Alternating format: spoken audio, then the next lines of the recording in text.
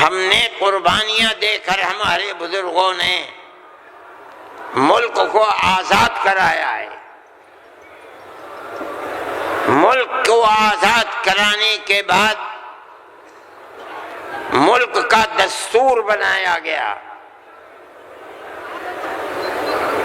کوئی یہ سمجھتا ہے اگر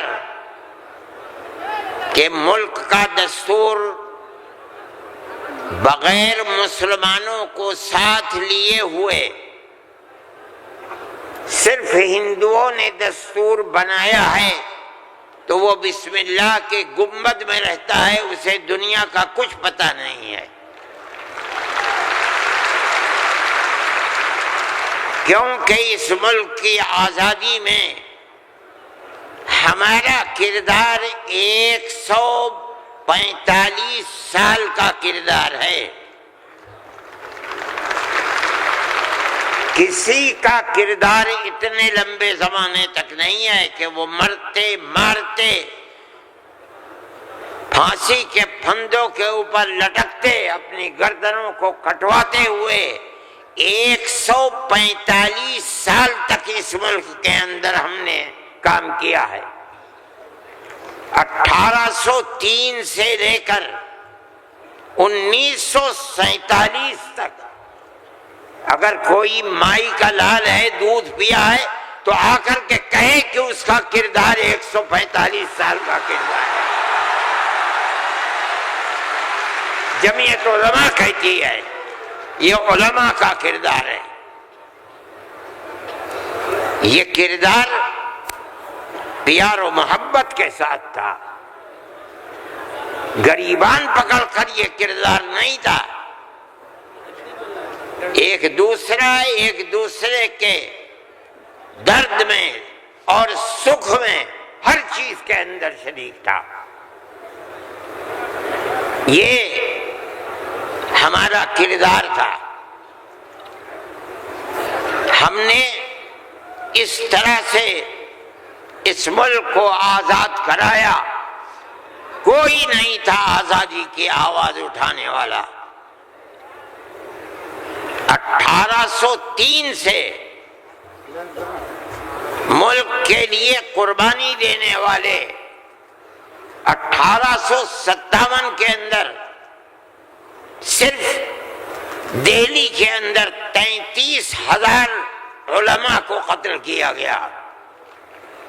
سنبھل میں، مراد آباد میں، میرٹھ میں سینکڑوں علماء کو جس کے جسم کے اوپر لباس عالموں جیسا ہوتا تھا اس کو پھانسی کے تختے پر چڑھا دیا جاتا تھا۔ کوئی نہیں تھا، کانگریس کا وجود بھی نہیں تھا۔ کانگریس تو بنی ہے 1883 میں اور 1885 میں اس کا پہلا اجلاس ہوا ہے، جبکہ 1803 سے حضرت شاہ عبدالعزیز صاحب نے اعلان کر دیا تھا کہ ہمارا ملک مسلمانوں کا یا ہندوؤں کا ملک نہیں ہے، نہیں رہا، یہ انگریزوں کا ملک ہو گیا، ہم غلام بن گئے۔ اب غلامی کی زنجیروں کا توڑنا اور جہاد کرنا ہر ایک کا فرض ہے، اور اس کے بعد جہاد پر لگ گئے۔ کوئی مائی کا لال نہیں تھا جو انگریز کی اس طاقت کے مقابلے میں کھڑے ہو کر غلامی کی زنجیروں کو توڑنے کے لیے اپنی زبان کو کھول سکے۔ اس اعلان کے تقریباً 80-82 سال کے بعد کانگریس بنی، اور کانگریس کا جو مقصد تھا جو آج بھی کتابوں میں موجود ہے وہ ملک کی آزادی نہیں تھا۔ مقصد تھا کہ جو دو جہاد ہوئے ہیں 1832 اور 1857 میں، اس کی وجہ سے جو ملکہ برطانیہ اور ہندوستان کے بسنے والوں کے درمیان دوری ہو گئی ہے، اس دوری کو دور کیا جائے اور حالات کو صحیح کیا جائے۔ علماء کا یہ نظریہ نہیں تھا۔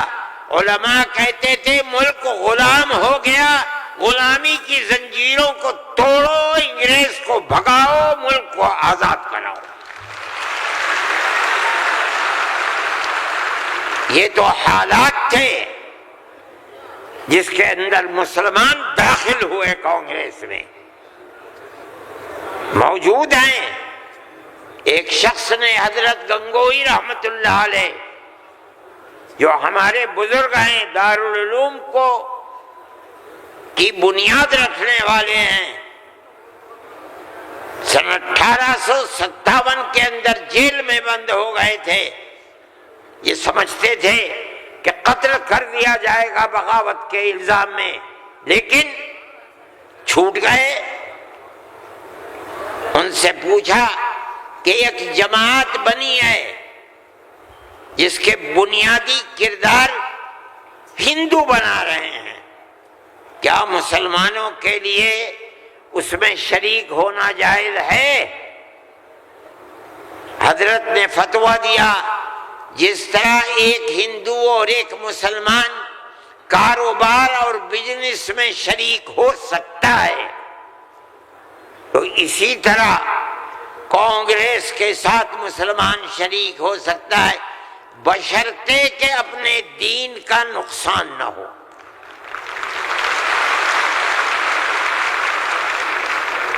اس کا مطلب نہیں سمجھے تھے لوگ۔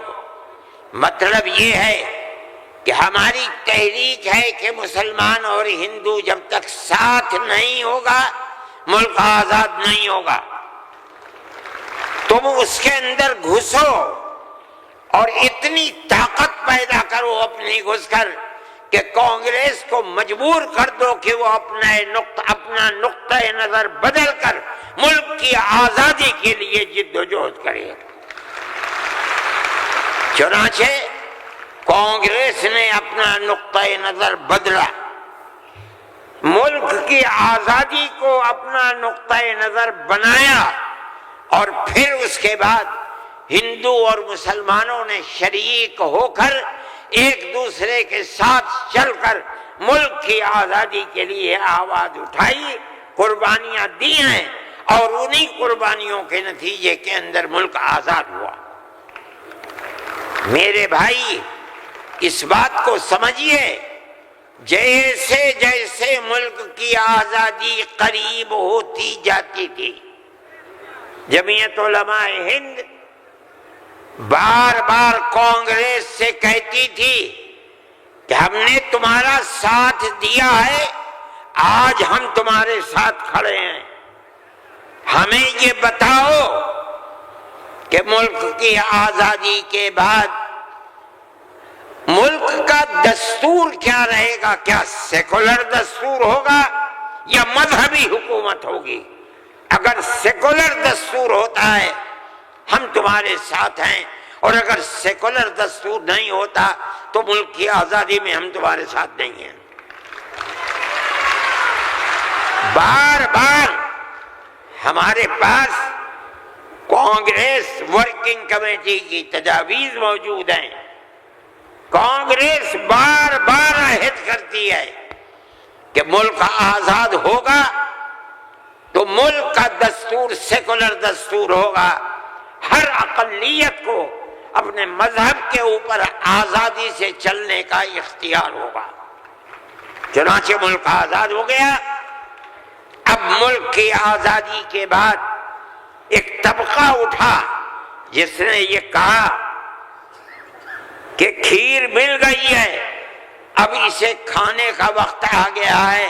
انہوں نے کہا کہ ملک کی دستور ہندو دستور بنے گا، سیکولر دستور نہیں بنے گا۔ جمعیت علماء کے لوگ تھے، مولانا ابوالکلام آزاد تھے جو جمعیت علماء کی ورکنگ کمیٹی کے ممبر تھے، مولانا مدنی تھے، مفتی اعظم مفتی کفایت اللہ تھے، مولانا حفظ الرحمان سوہروی تھے، اور ان کے پیچھے لاکھوں آدمی تھے۔ انہوں نے کہا جو ہم سے وعدے کیے ہیں ان وعدوں کو پورا کرو۔ اگر ملک کی تقسیم ہوئی ہے اور مسلمانوں کو ایک حصہ دے دیا، تم نے دیا ہے دستخط ملک کی تقسیم پر، تم نے کیے ہیں، ہم نے جوتے کھائے ہیں، ہمارے گلوں کے اندر جوتوں کے ہار پڑے ہیں، مگر ہم نے ملک کی تقسیم کو منظور نہیں کیا۔ ہم سے جو وعدہ کیا تھا اس وعدے کو پورا کرو۔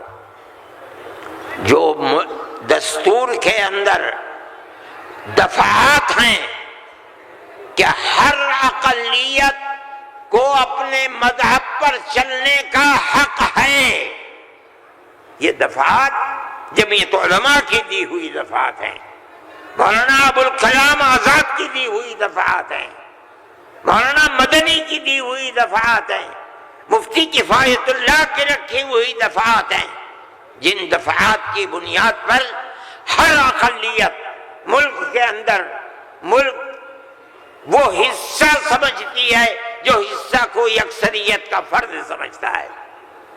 یہ جمعیت علماء کی تاریخ ہے۔ ہم اپنے مذہبی اعتبار سے دستور کو ہاتھ میں لے کر کہہ سکتے ہیں کہ ہمیں اپنے مذہب پر چلنا اور مذہب کو اختیار کرنے کا حق ہے، اس دستور کے اندر ہے۔ نعرہ تکبیر! میرے بھائی، نعرہ تکبیر! میرے بھائی، میرے پاس واٹس ایپ نہیں ہے، میں یہ لغو کام نہیں کرتا، نہ مجھے فرصت ملتی ہے کہ میں اب دیکھتا ہوں ہر وقت واٹس ایپ کو۔ مجھے آج صبح ایک صاحب نے دکھلایا کہ کل مودی جی نے، وہ بڑے آدمی ہیں، میرے ملک کے وزیر اعظم ہیں، انہوں نے تقریر کی ہے اور اس کے اندر یہ فرمایا ہے کہ وقف ہندوستان کے دستور کے اندر وقف کوئی چیز نہیں ہے۔ مجھے حیرت ہوئی کہ ایک ملک کا وزیر اعظم اور ہندوستان جیسا وزیر اعظم یہ بات کہہ رہا ہے۔ میں کہتا ہوں کہ وقف قرآن کا فیصلہ ہے، اللہ کے نبی حضرت محمد کا فیصلہ ہے، ہمارے دین کا دین ہے۔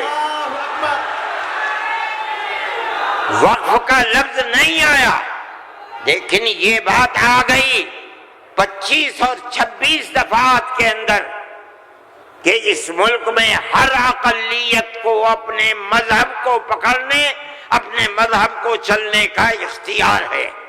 کیا مطلب یہ ہے؟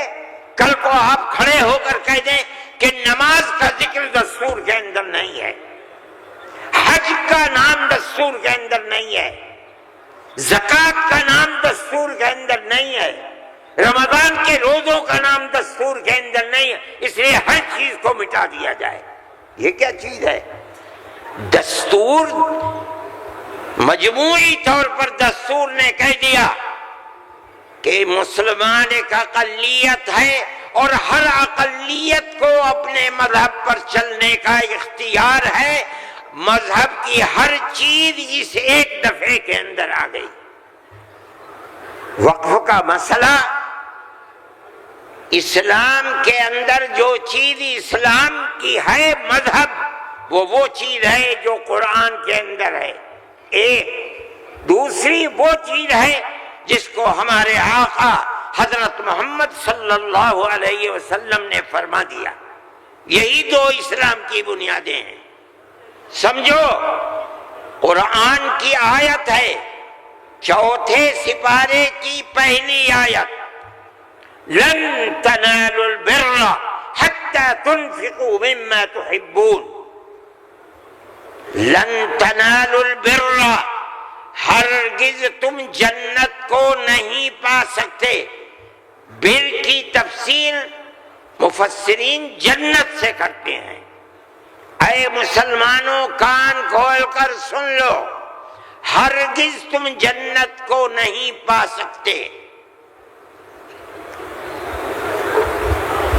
یہاں تک کہ تم اپنے اس مال کو اللہ کی رضا کے لیے خرچ کرو جو تمہارے پاس ہے. جس مال کو سے تمہیں محبت ہے اس مال کو تم اللہ کی رضا کے لیے خرچ کرو. اسلام ایسا مذہب تھوڑی ہے. جب یہ آیت اتری اللہ کے نبی نے بیان فرمائی تو نسائی کی حدیث ہے کہ ابو طلحہ انصاری رضی اللہ تعالیٰ عنہ جو ایک دولت مند آدمی تھے وہ اللہ کے نبی کے پاس آئے اور آ کر کہا کہ یا رسول اللہ ہم سے ہمارے مال کے بارے میں فرماتا ہے کہ اگر تم جنت کے طالب ہو تو جو مال سب سے اچھا ہے تم اس کو اللہ کے راہ میں خرچ کر دو. یا رسول اللہ میرا سب سے بہترین مال فلانی زمین ہے، میں آپ کو گواہ بناتا ہوں کہ میں اس کو اللہ کے لیے وقف کرتا ہوں. یہ حدیث موجود ہے نسائی کے اندر. مذہب اور کس چیز کا نام ہے؟ جو اللہ نے فرمایا وہ مذہب ہے، جو رسول اللہ نے فرمایا وہ مذہب ہے. مجھے حیرت ہے کہ مودی جی ہمارے مذہب کے بارے میں فیصلہ کرتے ہیں کہ وقف کے اندر وقف کا ذکر دستور کے اندر. ارے بابا دستور کے اندر مذہب اسلام کو ہر اقلیت کو اپنا مذہب قبول کرنے کا اختیار آزادی کے ساتھ ہے. یہ ہمارا مذہب ہے، وقف ہمارا مذہب ہے. اللہ نے فرمایا، رسول اللہ نے فرمایا.